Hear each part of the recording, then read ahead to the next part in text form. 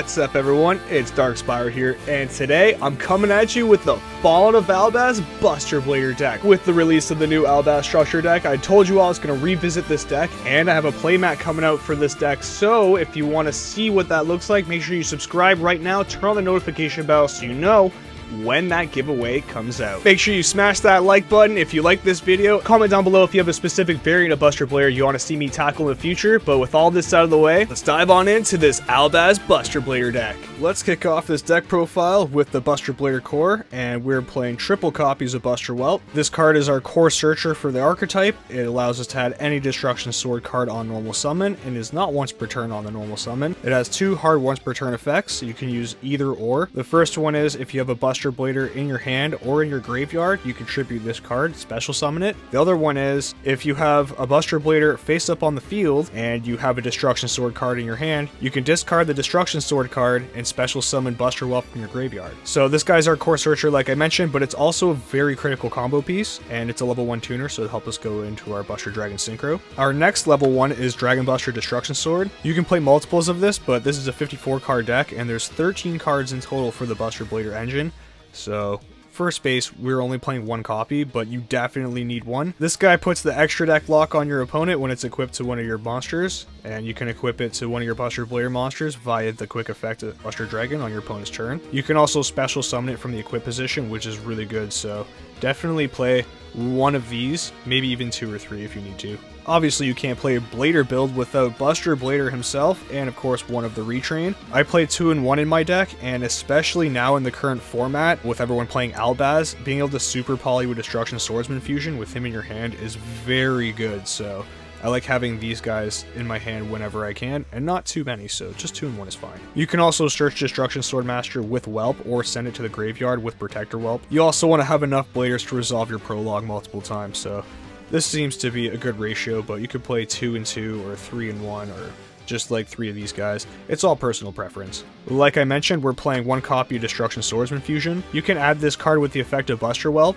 and obviously, like I said, it's a super poly. Use your opponent's dragon and your Buster Blader from your hand or field. Also, if this card's in your graveyard, you can discard any card from your hand to add it back to your hand. It's pretty good for a lot of combo plays, but like I said, in the Albaz format we're in right now, this is a really good super poly card. For the main traps of our whole deck, we got 3 copies of the win button. This card allows you to send a Destruction Sword card and a Buster Blader for cost to special summon Buster Dragon from your graveyard or extra deck. Keep in mind you can only special summon Buster Dragon from your graveyard if it was summoned properly.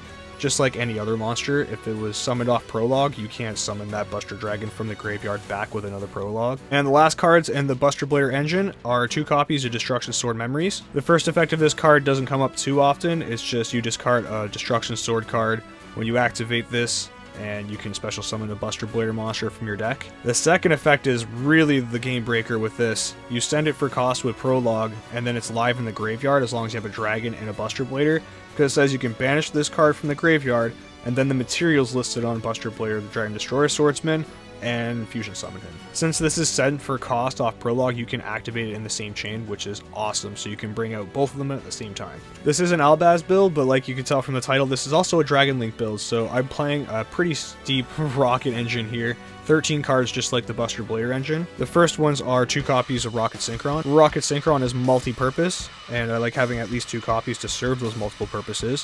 One is on his normal summon. If you have a Dark Dragon in your graveyard, you can special summon it back. The other purpose for Rocket Synchron is you bring him out on quick launch, and if you have a War Arthau in your hand, you can add a level 1 from your hand, and you didn't use your normal summon because quick launch specials from deck. Then you can add something like Buster Whelp, normal summon Whelp, and then add like Blader, the Destruction Sword Master, or Prologue, whatever you need. For the level 4s, we're playing 4 of them, so I'll show you them all together. We got 2 copies of Rocket Tracer. You can play 3, but just for space, like I was mentioning, only playing 2. We want multiple names, so we're actually playing 2 other level 4s. We're playing 1 copy of Silver Rocket and 1 copy of Rocket Recharger. Like I said, we want multiple names for rockets, so we can actually use Boot Sector Launch pretty effectively, and having 2 level 4s helps a lot because Rocket Tracer's effect, you pop a face-up card you control, special summon a rocket from your deck, and with these guys you can make a Borreload Savage or a Buster Dragon. Silver Rocket has another effect where if you target it with, say, something like Striker Dragon, you can destroy itself, look at your opponent's extra deck, and then banish a card from it, so you get knowledge of what your opponent's playing. And then if it's destroyed by battle or a card effect, you can special summon a rocket with a different name from your deck in the end phase, which is pretty cool. For the level 7s, we have one copy of Absterrouter Dragon. You can play 2 copies of Absterrouter if you're playing something like Foolish Burial or Dragon Shrine. I'm personally just playing the one,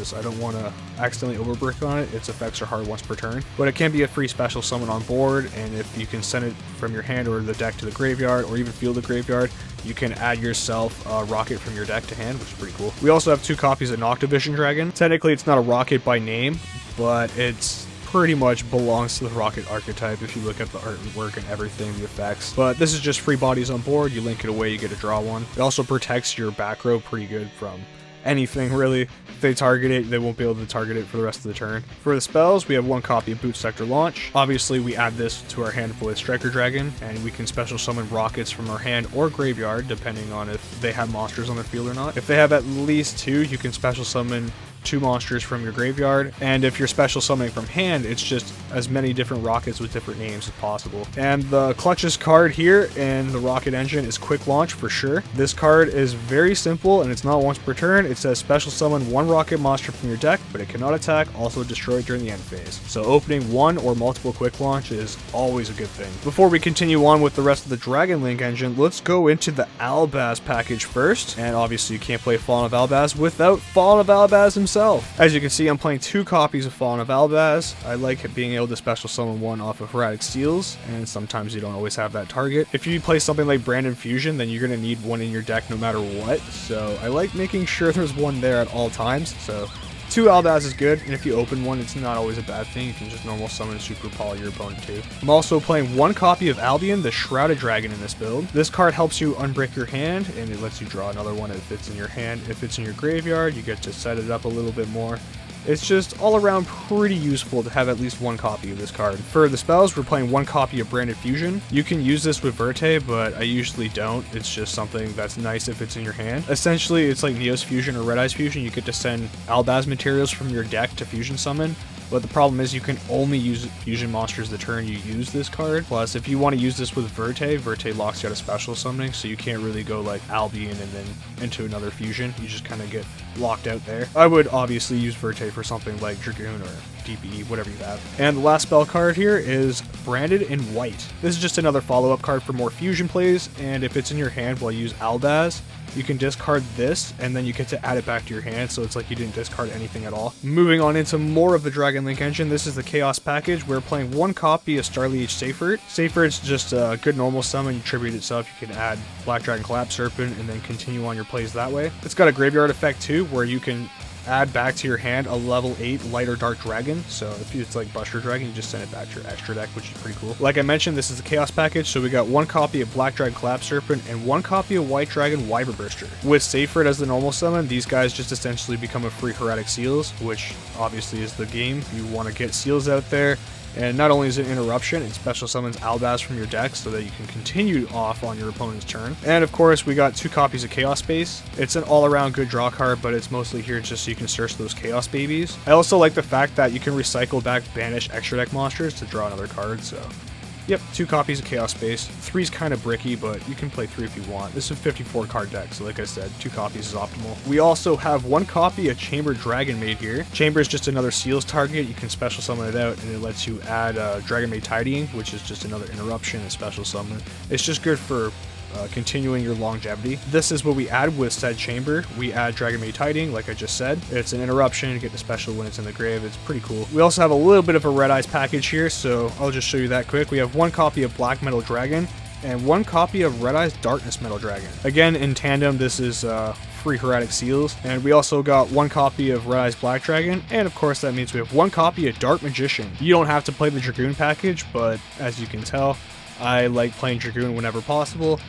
You could squeeze out Dragoon and throw in more Albaz fusions, but personally, at my locals, there's a lot of Floowanderees, and Dragoon's really strong against Flow, so personally, I play Dragoon. You don't have to, you can put other things here. And obviously you need one copy of Red Eyes Fusion if you're playing Dragoon. If you want to see a Dragoon Turbo deck, I've actually made that a couple times on my deck profiles already, so go check out my channel, scroll through the playlist, and you'll definitely find a bunch of Dragoon Turbo variants if you want to actually focus on playing like triple copies of Red Eyes Fusion and maybe like multiple Dragoons. For the hand traps, we're playing 2 copies of Ash Blossom and Joyous Spring. Ash is still probably the strongest hand trap in the game. I usually don't play Ash, as you can tell. I don't like the Ash Blossoms that I own, but it's what I got unfortunately, so whatever. Ash Blossom's Ash Blossom. Whatever you got, toss them in there, because at least 2 copies is going to help you, especially in this big of a deck. We also got 2 copies of Nibiru the Primal Being. If your opponent's playing something that's stun or not combo related at all, these are usually the first things that I take out for the side deck. It's nice to have them in game 1 if your opponent is playing a combo deck like Flow Under Ease, and then you just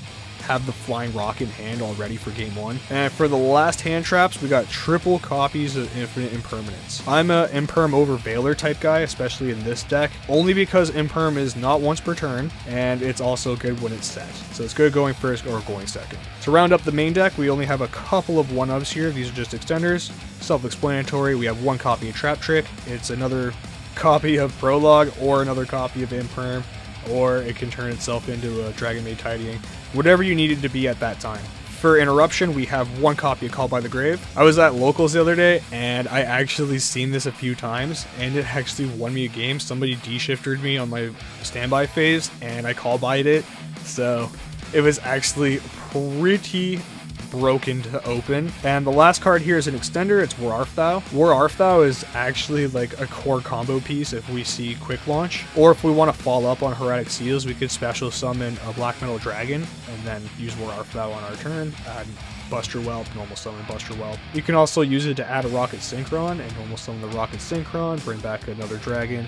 So there's a bunch of utilities for it, but I don't want to brick on it, and it's not necessarily overkill, but it is still kind of useful. So 1 copy in the deck is definitely worth having. For the extra deck, we're playing 5 Link monsters. We got 1 copy of Striker Dragon. Striker is self-explanatory, plus if we have Noctovision and we go into a Striker Dragon, we can special summon Nocto. That's 2 monsters, go into a Seals. It adds Boot Sector Launch. It's one of the most important cards in the extra deck, I'm not going to lie. It starts a lot of your combos. We got 1 copy of Protector Whelp of the Destruction Swordsman. I keep saying it over and over again, don't sleep on this card. If you're playing Buster Blader, you need Protector Whelp. It helps with a lot of your combos. It makes it so you can burn with the Blader. It's also a dragon, so you can make Heretic Seals with it and another dragon on the field after you make some combo plays, so definitely play 1 Protector Whelp. Got 1 copy of Heretic Seal, the Heavenly Spears. A lot of people have been playing 2 in the Dragon Link deck, and you can do that. Like, it's probably more effective, but it takes up too much space for what I'm doing, so you only really need 1 copy anyways, plus you can banish it with like Collapse Serpent or something and put it back in the extra deck with something like Chaos Space and then use it again. We're playing 1 copy of Predaplant Verte Anaconda. Like I said, Verte is here for the Dragoon package. You can also use Destruction Swordsman Fusion or Branded Fusion off of this effect too. Mostly it's just here for Dragoon though. The last Link one is BLS Soldier Chaos. You don't need this card, it's pretty expensive. I opened mine a very long time ago, so since I have it and it's such a boss, I try to use it when I can. For the synchros, we're playing 1 copy of Borreload Savage Dragon. You can play so many other cards here. You can play Chaos Ruler, you can play more fusions for the Albaz package.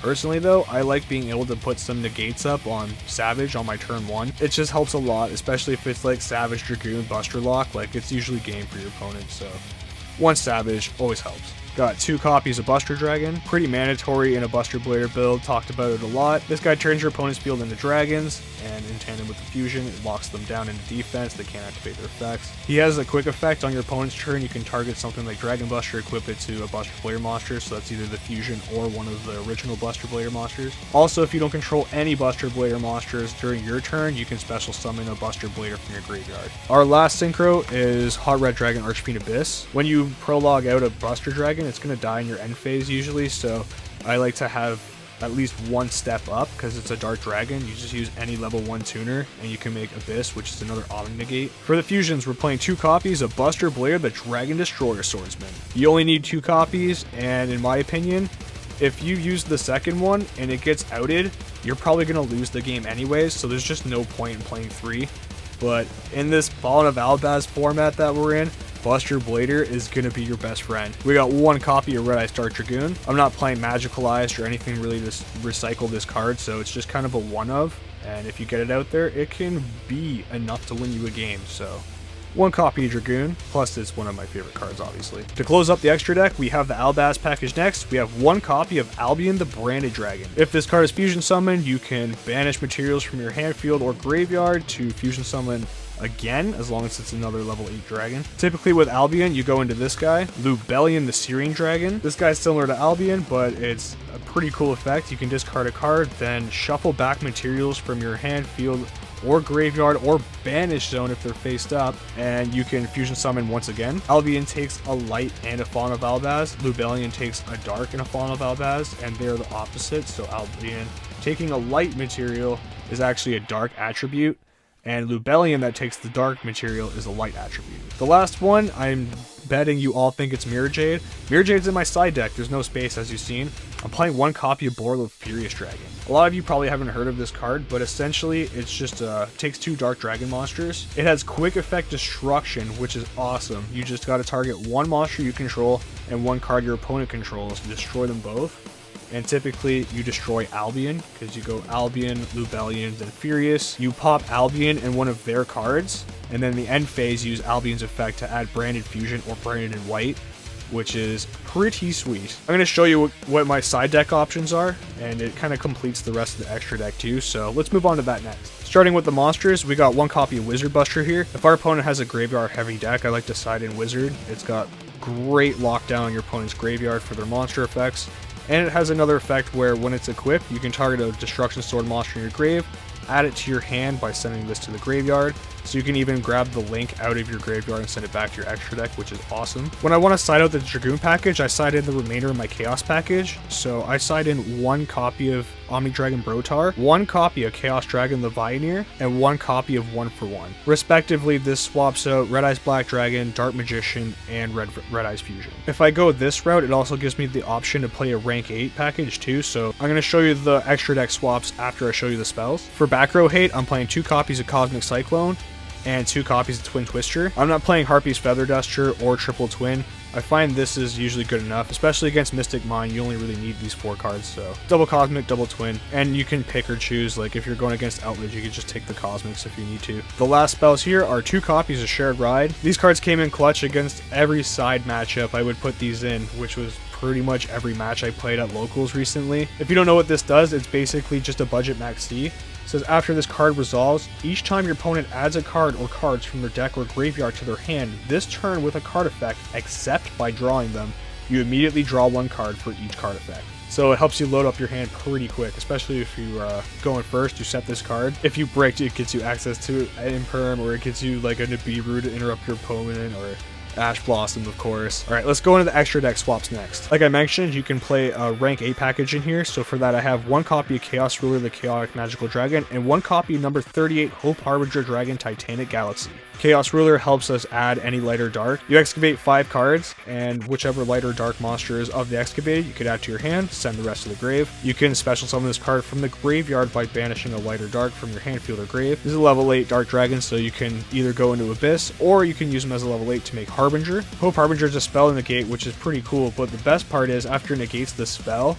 it attaches it as material. And then in the battle phase, if your opponent tries to attack anything, you can detach a material and force them to attack Hope Harbinger instead. He's got 3k attack, which is pretty cool. And the remaining 3 cards of the side deck are all my swaps for Fawn of Albaz. We got 1 copy of Titanic Clade the Ash Dragon, 1 copy of Mirror Jade the Iceblade Dragon, which is a new card from the structure deck by the way, and 1 copy of 5-Headed Dragon. I love playing 5-Headed Dragon because you can turn your opponent's board into dragons with Buster Dragon, and if you use Tragic Seals, you can tribute itself, and then special summon Albaz, using Albaz and all 4 of their monsters, thanks to Buster Dragon turning them into dragons. You can super poly for 5-Headed. It doesn't come up all the time, but when it does, it's really funny. The other use is, of course, when you have 5 dragons in grave, you just use like Branded in White, make a big 5k beat stick and swing for game. That's just about it for this video. I hope you all enjoyed it. Make sure you subscribe and turn on the notification bell so you know when more videos like this come out. And of course, smash that thumbs up button. It keeps me going in the algorithm. I appreciate all the support so far, really close to 1,000. Much love, everybody. And as always, I hope you all have a wonderful day.